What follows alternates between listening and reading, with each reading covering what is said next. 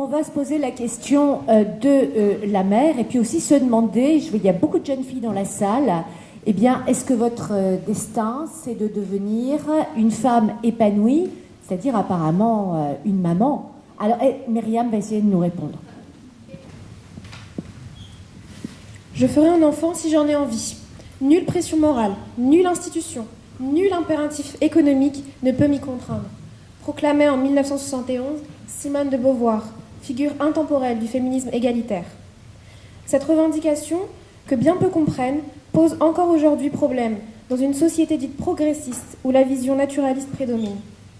La femme, plus que l'homme, est un concept non pas générique, mais individualisant, différencié, connoté et régulé par la norme sociale. La maternité se confond à la féminité, au sens premier du terme, et se perçoit comme un impératif sociétal fondé sur un naturalisme archaïque et autoritaire. Le paradoxe est là. La société crée un désir, voire un devoir artificiel de procréation sous couvert d'arguments naturalistes, tels que l'instinct maternel et l'essence féminine, condamnant un culturalisme dit néfaste et une civilisation dégénérée et dénaturée. Ainsi, l'on est en droit de se questionner sur quoi les défenseurs de ce naturalisme excessif se fondent pour affirmer l'existence d'un instinct maternel et d'une essence féminine. Quelles en sont les conséquences sur nos sociétés actuelles? Comment les contester? In fine, le désir d'enfant chez la femme est-il réellement biologique ou sociétal? À l'aube des années 80, l'indépendance nouvellement acquise des mères des années 70, qui tendaient alors à se départir d'un carcan familial et sociétal étouffant dans un élan de fougue libertaire, se brise. La maternité se replace au centre de l'identité féminine, comme seul rempart à l'omniprésence masculine. Elisabeth Badinter explique, dans Le conflit, face au cumul de crises à la fois économiques, égalitaires et identitaires, le naturalisme a pu et su répondre aux interrogations des femmes. Si ces dernières se retrouvaient exclues du monde du travail par un chômage destructeur, si elles ne parvenaient à obtenir le même statut social que les hommes, c'est peut-être que leur essence ne leur permettait tout simplement pas de se développer de la même manière que leurs homologues masculins, et qu'elles ne devaient chercher leur épanouissement personnel, non pas dans la vie active, mais bien en elles-mêmes, dans leur capacité même à procréer. La maternité semble la réponse idéale à l'obscurantisme qui entoure la question de l'identité féminine. La femme apparaît comme une mère en devenir. Les progrès techniques et technologiques, comme la contraception, apparaissent comme des obstacles artificiels à l'actualisation de la femme, c'est-à-dire à l'accomplissement en acte de la féminité de chacune.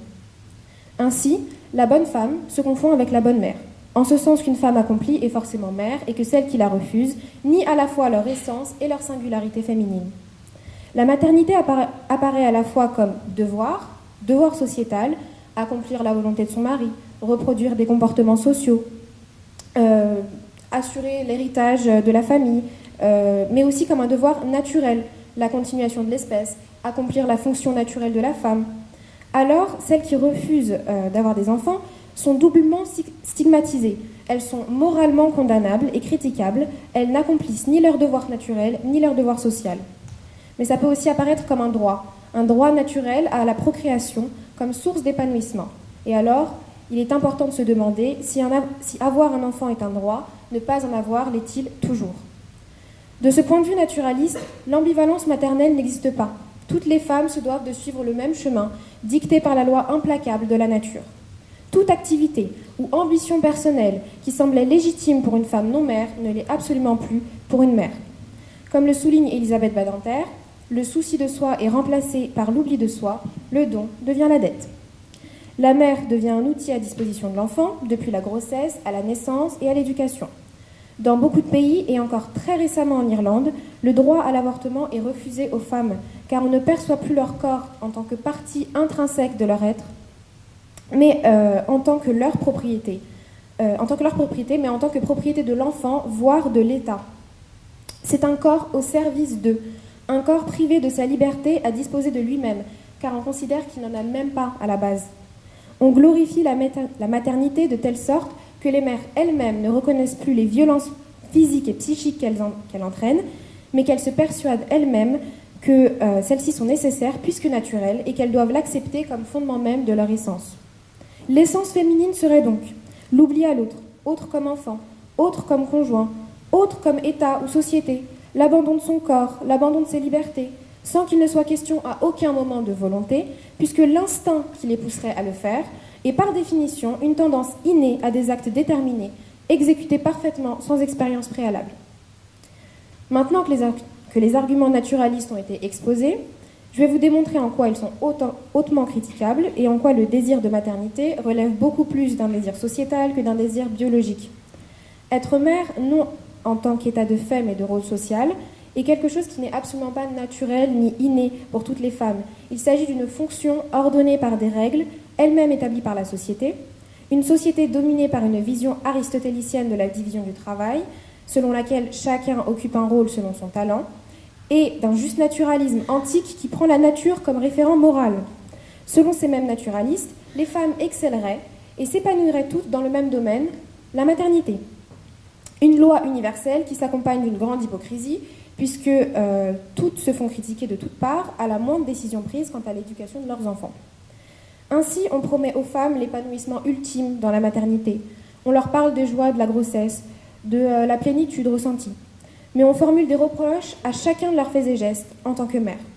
Être mère, ce serait donc assez paradoxalement un talent inné et un métier qui s'apprend. On offre à une petite fille un poupon pour qu'elle joue à la maman, à la fois comme répétition de ce qu'elle deviendra assurément plus tard, mais aussi comme une éducation de ses gestes, de ses pensées et de ses réflexes. De plus, prétendre que toute femme a pour devoir et besoin d'être mère et qu'il n'existe qu'un modèle unique de maternité, c'est nier les femmes dans leur individualité et dans leur liberté. Cela équivaut à les considérer non plus comme des individus en tant que fin, mais en tant que moyen, de quoi s'attirer les foudres d'Emmanuel Kant. De la même manière, il paraît peu concevable que le désir de maternité soit naturel quand on voit qu'il est exercé une véritable pression sociale sur les femmes qui n'ont pas d'enfants. En effet, celles-ci sont considérées comme incomplètes, inaccomplies. Une femme aura beau mener une carrière des plus brillantes, la société lui fera comprendre par des questions intrusives sur son choix de ne pas faire d'enfants, questions que l'on ne pose jamais dans le cas contraire, que sa réussite ne sera complète que quand elle aura expérimenté la maternité. Enfin, selon les naturalistes, le désir de maternité serait régi par un instinct maternel. Or, l'instinct maternel n'existe pas, car comme précisé précédemment, un instinct ne se combat pas. S'il existait, dès l'instant où elle serait en âge de procréer, toutes les jeunes femmes ne penseraient plus qu'à procréer pour perpétuer l'espèce. Or, mesdames et messieurs, je suis bien la preuve vivante que cet instinct n'existe pas, autrement j'aurais déjà eu 5 ou 6 enfants, ce qui n'est pas le cas. Les femmes qui choisissent de ne pas avoir d'enfants n'existeraient pas si les femmes stériles, ni les femmes stériles qui auraient été éliminées par la sélection naturelle. Si l'instinct maternel existait, toutes les femmes seraient automatiquement mères de la même façon. Or, empiriquement, chaque femme vit sa maternité différemment. Chaque mère est unique. Pour conclure, je dirais que l'identité d'un désir naturel de la maternité, est un moyen pour la société de déposséder les femmes de leur corps. Simone de Beauvoir parlait vrai quand elle disait « on ne naît pas femme, on le devient ». Car en effet, la féminité ne doit pas se définir comme un comportement spécifique et inné qui serait attribué aux femmes, ou si l'on veut être exact, aux humains femelles, mais comme l'expression unique et volontaire de tout individu qui s'identifie au genre féminin. Affirmer qu'il existe un quelconque instinct maternel et une quelconque essence féminine est profondément anti-humaniste, puisque cela revient à déprécier la femme dans sa qualité d'être humain et à la rabaisser au rang de l'animal. Rappelons-nous enfin que chez l'homme, l'existence précède l'essence, et que nous ne sommes régis par rien, si ce n'est par notre volonté propre, rendue possible par notre absolue liberté. Je terminerai cette intervention par vous expliquer pourquoi Camille Boffy, qui m'a aidée, qui est ma partenaire pour cette intervention, mais qui n'a pas pu être présente aujourd'hui, et moi, nous sommes sentis obligés et non contraintes, de participer à ces débats. Premièrement, il semble évident qu'étant toutes deux des jeunes femmes, nous nous soucions non seulement de l'évolution des lois qui nous concernent directement, mais aussi de l'évolution de la société dans laquelle nous vivons et nous allons vivre. C'était également la première opportunité que nous avions de véritablement agir en tant que citoyenne de la République française, mais aussi comme citoyenne du monde. Au-delà des différences, nous sommes tous des êtres humains, égaux en droit, et qui doivent se traiter avec respect et dans la fraternité. Il faut agir de telle sorte que cela ne soit jamais oublié, que les droits de chacun et de chacune ne soient jamais bafoués. Et la façon la plus simple, la plus pacifique et la plus raisonnée d'agir est à notre sens de prendre la parole.